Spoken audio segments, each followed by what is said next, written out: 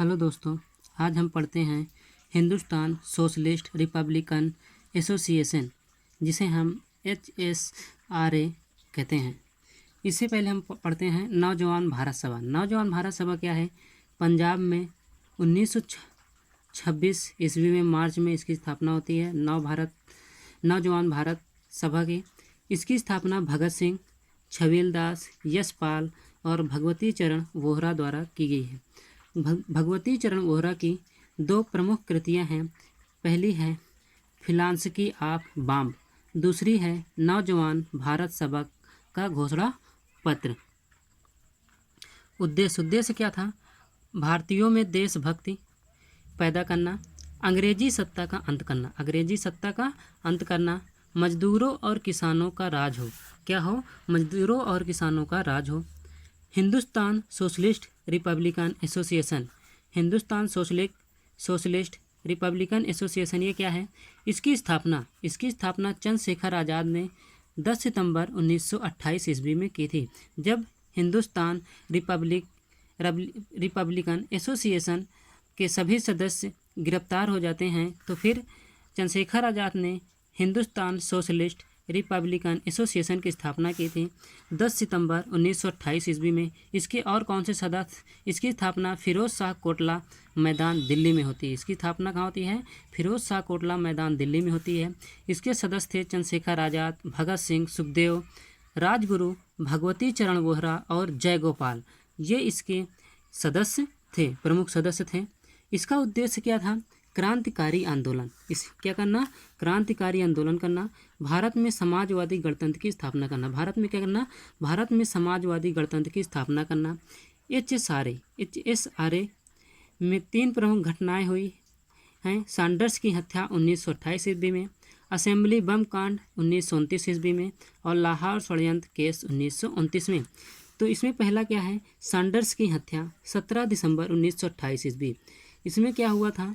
1927 ईस्वी में Simon commission गठित हुआ और 1928 ईस्वी में ये भारत आया।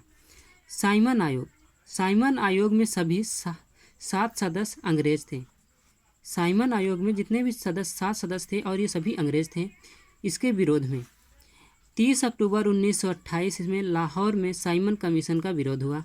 30 अक्टूबर 1928 में लाहौर में क्या हुआ? साइमन कमीशन का विरोध हुआ। SSP J.A. स्कॉट ने आदेश दिया था। जो SSP J.A. स्कॉट ने आदेश दिया था कि जनसभा नहीं होगी। क्या नहीं होगा? जनसभा नहीं होगा, जुलूस नहीं होगा। तो क्रांतिकारी ने आदेश का उल्लंघन किया। जो क्रांतिकारी थे इन्होंने आदेश का उल्लंघन किया। सहायक पुलिस अधीक्षक ASP J.P. सैंडर्स और सहायक पुलिस अधीक्षक जो ASP थे वो J.P. सैंडर्स थे। लाला लाजपत राय विरोध प्रदर्शन का नेतृत्व कर रहे थे। जो लाला लाजपत राय थे इन्होंने विरोध प्रदर्शन का नेतृत्व कर रहे थे और लाठीचार्ज हो गई। और इसमें क्या हो जाता है? लाठीचार्ज हो गई और लाला लाजपत राय घायल हो जाते हैं। लाला लाजपत राय घायल हो गए और मेरी गेट पर भाषण दिया। और शाम को ये भाषण भी देते हैं मेरी गेट पर। ये कहते हैं कि मेरे सिर पर पड़ी लाठी की एक एक चोट। क्या कहते हैं? मेरे सिर पर पड़ी लाठी की एक एक चोट ब्रिटिश साम्राज्य के ताबूत में लगी एक एक कील साबित होगी। ये इनका भाषण था। ये क्या कहते हैं? लाला लाजपत राय जब घायल हो जाते हैं तो ये मेरी गेट शाम के समय मेरी गेट पर भाषण देते हैं। कहते हैं कि मेरे सिर पर, इनके जो लाला लाजपत राय के सिर पर पड़ी लाठी की जो एक एक चोट थी वो ब्रिटिश साम्राज्य के ताबूत में लगी एक एक कील क्या होगी? साबित होगी। 17 नवंबर 1928 को पंजाब केसरी शेरे पंजाब लाला लाजपत राय की मृत्यु हो गई। क्या होता है? 17 नवंबर 1928 ईस्वी में पंजाब केसरी शेरे पंजाब लाला लाजपत राय की मृत्यु हो गई। लाला लाजपत राय को पंजाब केसरी शेरे पंजाब भी कहा जाता है। फिर HSRA के 4 लोगों को चुना गया। J.A. स्कॉट की हत्या के लिए J.A. स्कॉट की हत्या के लिए 4 लोगों को चुना गया, जिसमें भगत सिंह, राजगुरु, चंद्रशेखर आज़ाद और जयगोपाल थे। 17 दिसंबर 1928 ईस्वी को सैंडर्स को स्कॉट समझा।